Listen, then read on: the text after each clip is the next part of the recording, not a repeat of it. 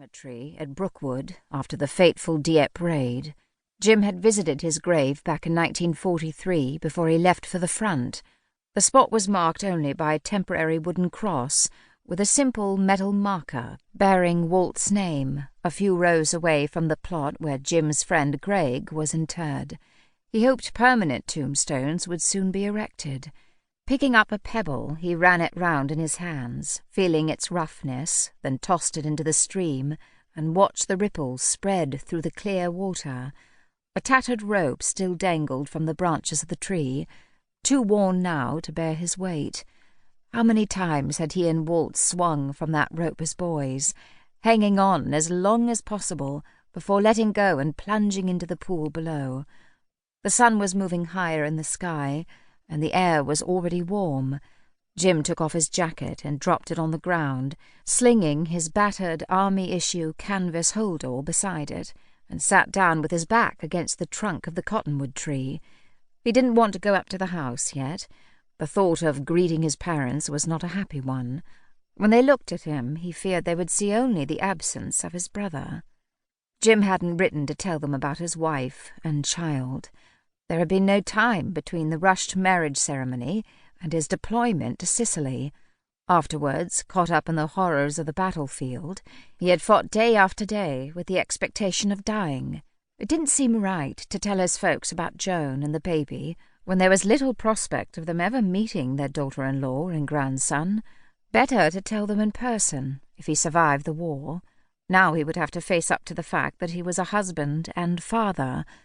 At some point in the not-too-distant future, he would return to Joan and Jimmy, his wife a virtual stranger, and the son he had seen for a matter of minutes.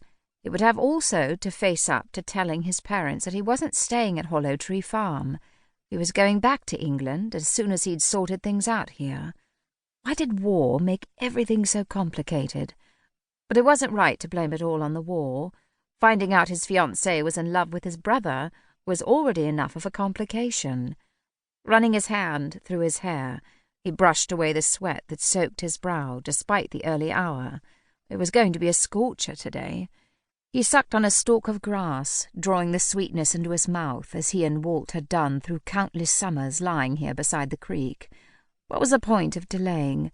Better to get it over and done with. He sprang to his feet and moved towards the farmhouse, visible in the distance. Before going to the house, he walked across to the barn. In the gloom of the interior, he gasped. Where once there had been neatly piled bales of hay, sacks of feed and potatoes, bundles of corn, and dozens of barrels of apples, now there was a large empty space, with a few buckets containing cornmeal and grain. This was where he had discovered his fiancée Alice with his brother. The pain of that memory was gone now, erased by his experiences in Europe and the passage of time. He sat down on an upturned bucket and looked around at the empty space. It made no sense. The barn should be bursting at the seams this time of year. He felt a hollow fear. What was going on?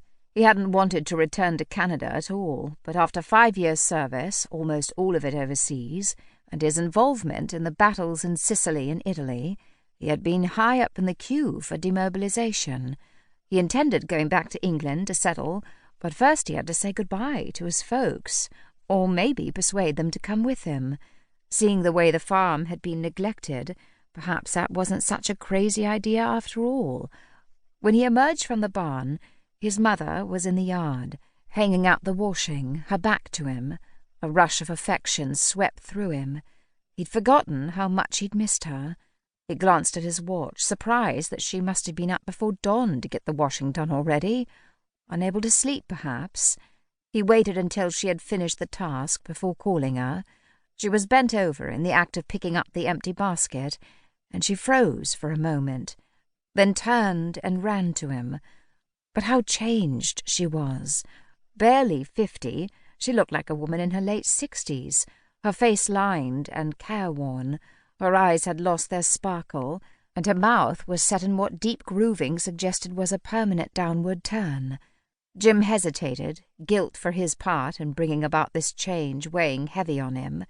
Then her arms were around him, and her head was against his chest, and he could hear her